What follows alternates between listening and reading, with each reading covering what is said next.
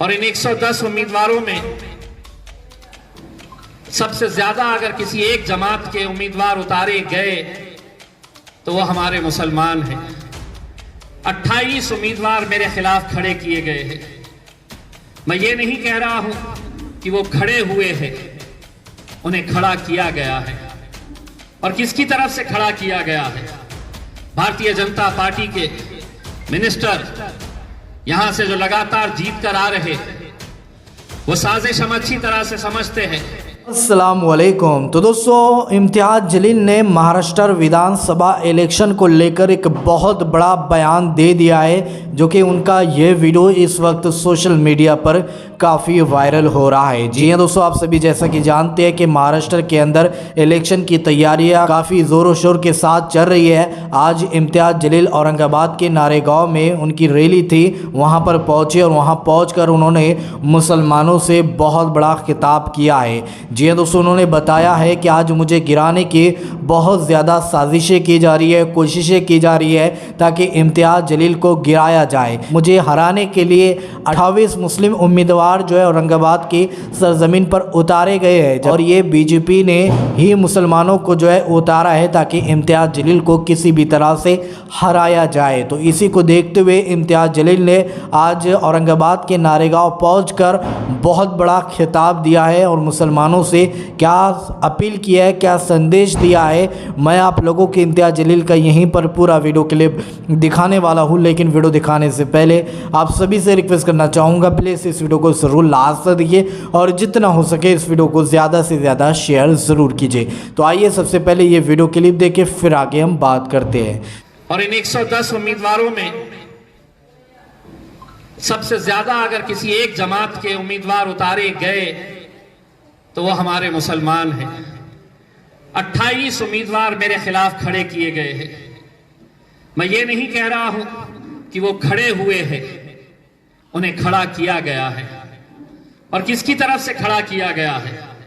Bharatiya Janata party के minister यहां से जो लगातार जीत कर आ रहे, वो साजिश हम अच्छी तरह से समझते हैं कि जब भी ऐसे इलेक्शन आते हैं, सड़क चलते किसी मुसलमान को पकड़ा जाता है, हाथ में कुछ पैसे थमाए जाते हैं ताकि वो 500, 200, 1000 वोट ले सके और वो खड़ा हो जाता है चंद पैसों के लिए। विड्रॉल की डेट अभी शुरू है, 4 तारीख तक ये उम्मीदवार मैदान से हट सकते हैं। और मैं उनसे अदबन गुजारिश करना चाहूंगा कि ये पैसा जो तुम्हारे हाथ में दिया गया है, ये जिंदगी भर चलने वाला नहीं है। ये तुम्हारी क़यादत को खत्म करने के लिए ये तुम्हारे हाथ में ये पैसा दिया गया है। कितने दिन चलने वाला है? लेकिन आज ये हालात हमारे सामने अगर आ रहे हैं तो ऐसे ही चंद लोगों की वजह से जो इलेक्शन के वक्त में हमारे वोटों को बांटने का काम करते हैं। आप अच्छी तरह से समझ रहे कि इम्तियाज जलील हो या नासिर सिद्दीकी साहब हो, उन्हें हराने के लिए कैसी कैसी ताकतें काम कर रही है। शिवसेना 2 है, एक दूसरे के कट्टर मुखालिफिन है, लेकिन एक शिवसेना का नुमाइंदा पीछे हट जाता है ये कहकर कि अगर हम दोनों लड़ते रहे तो कोई मुसलमान चुनकर आ जाएगा, कोई मजलिस वाला चुनकर आ जाएगा। उनकी सोच ऐसी है और हम एक अल्लाह एक रसूल को मानने वाले हम कितने हिस्सों में बढ़ गए हैं। ये कितने अफसोस और शर्म की बात है हमारे लिए।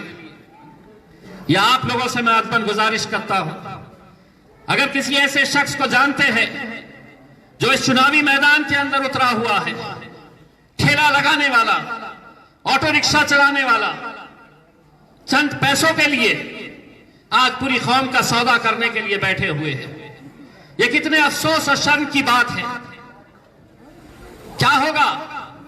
20 तारीख के दिन इलेक्शन होगा, कोई 200 लेगा, कोई 500 लेगा, कोई 1000 लेगा, कोई 2000 लेगा। लेकिन सोचिए 23 तारीख के दिन अगर खुदा न करे जीत और हार का फैसला कोई 1000 वोट का रहे, 2000 वोट का रहे, और हम जो एक हार पिछले कुछ महीने पहले हमने अपनी आंखों के सामने देखा है, उस दिन आपकी कैसी कैफियत थी। उस दिन सिर्फ औरंगाबाद की आवाम की कैसी कैफियत थी ऐसा नहीं है, पूरे हिंदुस्तान की नजरें लगी हुई थी कि औरंगाबाद के महाराष्ट्र के अंदर इकलौती एक मुसलमान आवाज को कैसे खत्म किया गया था।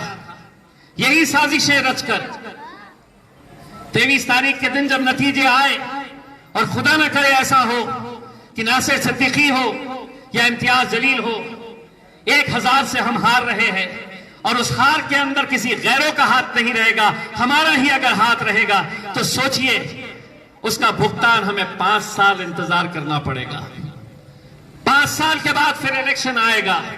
जिसने लाख रुपया, 50,000, 25,000 रुपये लेकर खड़ा हुआ है, उसे कोई फर्क नहीं पड़ेगा, क्योंकि वो तुम्हारा सौदा करने के लिए चंद पैसे लेकर खड़ा किया गया है भारतीय जनता पार्टी के उम्मीदवार के जरिए। कहीं ना कहीं अब वक्त आया है हम मुसलमानों को यह समझने का कि अगर हम ऐसे ही बढ़ते रहे, ऐसे ही साजिशों का शिकार होते रहे, तो आज महाराष्ट्र से इकलौती एक मुसलमान आवाज जो असदुद्दीन अवैसी के साथ अल्हम्दुलिल्लाह आप लोगों की वजह से 2019 के अंदर मुझे मौका मिला था 5 साल वहां पर जाकर आपकी नुमाइंदगी करने का। हारने के बाद भी हम पीछे नहीं हटे, हारने के बाद भी हम कमजोर नहीं हुए। जब हमारे नबी करीम सल्लल्लाहु अलैहि वसल्लम के खिलाफ कोई गुस्ताखी करता है तो हम महज जाकर कोई आंदोलन नहीं किए, कोई मेमोरेंडम देकर हमने अपनी तस्वीरें नहीं खिंचाए। हमने उस वक्त ये ऐलान किया कि ऐ हुकूमत, तुझे जो भाषा समझ में आती है उस भाषा में जवाब देने की ताकत अल्हम्दुलिल्लाह हम सब के अंदर है।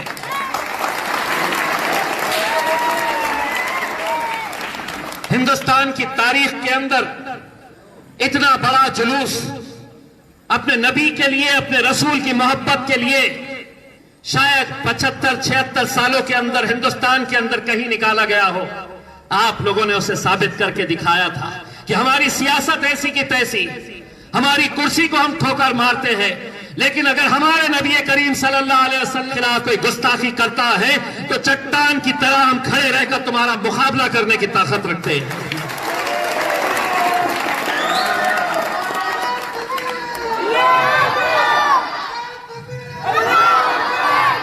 मेरे भाई, मैं आप लोगों से सिर्फ इतनी अदबन गुजारिश करता हूं, 20 तारीख के दिन इलेक्शन है। मैं जब पैदल दौरा कर रहा था, बहुत सारे बुजुर्ग लोग मुझे मिले हैं। कुछ बातें मैं आपको बताना चाहता हूं। अगर किसी के घर में 85 साल 85 इयर्स 85 साल के कोई बुजुर्ग है, आपकी दादी, आपके नाना, आपके दादा अगर कोई है, तो मेहरबानी करके उनका वोटर कार्ड आप मतीन साहब और उनकी टीम को दीजिए। उन्हें 20 तारीख तक वोट डालने के लिए किसी बूथ पर जाने की जरूरत नहीं है। अगर उनके पोलिंग बूथ के ऊपर उनके पास जो वोटर कार्ड है, अगर उसके ऊपर उम्र उनकी 85 साल के ऊपर है, तो उस कार्ड के जरिए जो गवर्नमेंट के अधिकारी है वो आपके घर में आएंगे और उस बुजुर्ग शख्स का वोट वो घर में डाल सकते हैं। अगर कोई अपाहिज है जो चल नहीं सकता है, हाथ माजूर है, पैर से चल नहीं सकता है, बिस्तर पे है, अपाहिज हो गए हैं, तो ऐसे लोगों के लिए भी ये सुविधा मौजूद है। ऐसे अगर कोई इस इलाके के अंदर जो चल नहीं सकते हैं, जो अपाहिज है, जो माजूर है, उनकी भी जानकारी इस ऑफिस के अंदर दीजिए। हम ये इंतजाम करेंगे कि उनके घर पे आके वहां पर सरकारी अधिकारी घर पे आकर उनका वोट ले सकते हैं। एक और बात, गरीब बस्तियों में इलेक्शन से कुछ दिन पहले कुछ दलाल आते हैं, आपका कार्ड लिया जाएगा कि हमको आपका इलेक्शन कार्ड दे दो, हमको आपका आधार कार्ड दे दो। आपको किसी जगह पर ले जाया जाएगा, आपके हाथ पे इंक लगा दी जाएगी और उसके बदले में आपको या तो 300 रुपये दिए जाएंगे या 500 रुपये दिए जाएंगे, या अगर बहुत हराम की दौलत है तो 1000 रुपया आपको दिया जाएगा। मैं तमाम नौजवानों से, मेरे शेर नौजवानों से, नारे गांव के अगर कोई ऐसी हिम्मत करता है वहीं उठा के पटक दो। कोई अगर ऐसा खेल खेलने के लिए आ रहा है, आप लोग चौकीदार बन जाओ, जिम्मेदार बन जाओ कि कोई अगर ऐसा इस तरह का खेल खेलने के लिए आएगा, लोकसभा इलेक्शन के वक्त गरीब बस्तियों में जाकर हजारों वोट शिवसेना भारतीय जनता पार्टी को इसी तरह से दिए गए। आपके इलाके में भी आ सकते हैं, आपके इलाके में भी ये साजिश की जा सकती है। तो तमाम बुजुर्गों से, नौजवानों से मैं आपको ये अपील करूंगा कि आप लोग चौकन्ने रहिए। और एक बात ये कहना चाहता हूं कि जब मेरी हार हुई थी, मुझे बहुत सारे नौजवान बच्चे मिलकर रोते थे और मुझसे ये कहते थे कि इम्तियाज भाई, हमने पटाखे लाकर रखे थे।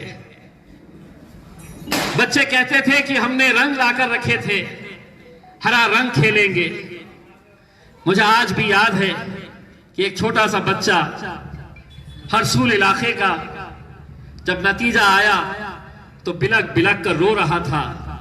उसके बाप ने उस बच्चे को मेरे पास लेकर आया और उन्होंने मुझसे कहा कि मेरा बच्चा रात में जब सो गया था, सुबह नतीजे आने वाले थे, तो छोटी सी प्लास्टिक की थैली के अंदर हरा रंग तकिए के नीचे रखकर सोया था कि मुझे नींद में से उठकर ये हरे रंग के साथ मुझे खेलना है। एक बच्ची छोटी बिस्तर के ऊपर पतंग रखकर सोई थी कि कल हमें पतंग उड़ने का यहां पर खुशी मनानी है करके। हमने मेहनत किए हैं मेरे भाई। तो जी हाँ दोस्तों, आप लोगों ने इम्तियाज जलील साहब का ये वीडियो क्लिप देखा है और सारी बातें आप लोगों ने सुनी है, जिसमें उन्होंने कहा है कि मुझे गिराने के लिए 28 मुस्लिम उम्मीदवार को जो है औरंगाबाद में उतारा गया है ताकि इम्तियाज जलील को किसी भी तरह से हराया जाए, क्योंकि इम्तियाज जलील बेबाक तरीके से बोलते हैं। जब भी मुसलमानों के साथ नाइंसाफ़ी होती है तो संसद में, पार्लियामेंट के अंदर यही इम्तियाज जलील आवाज़ उठाते हैं, असदुद्दीन अवैसी ही आवाज़ उठाते हैं। बकिया जितने भी मुस्लिम कायदीन है, मुस्लिम रहनुमा है, वो संसद के अंदर इस तरह की यानी मुसलमानों के लिए वो आवाज़ उठाते ही नहीं है। चाहे वो अपोजिशन पार्टी हो, कोई और पार्टी हो, तो वो मुसलमानों के हक़ में बात करते ही नहीं है। अगर कोई बात करता है, असदुद्दीन अवैसी है और उनकी पार्टी है। तो दोस्तों, इम्तियाज जलील साहब के बारे में आप क्या सोचते हैं, क्या विचार रखते हैं, तो कमेंट में अपनी राय लाजमी बताइएगा। तो चलिए दोस्तों, अगली वीडियो में इसी तरह की इन्फॉर्मेशन लेकर आपकी खिदमत में हाजिर होंगे। जब तक अपना ख्याल रखिए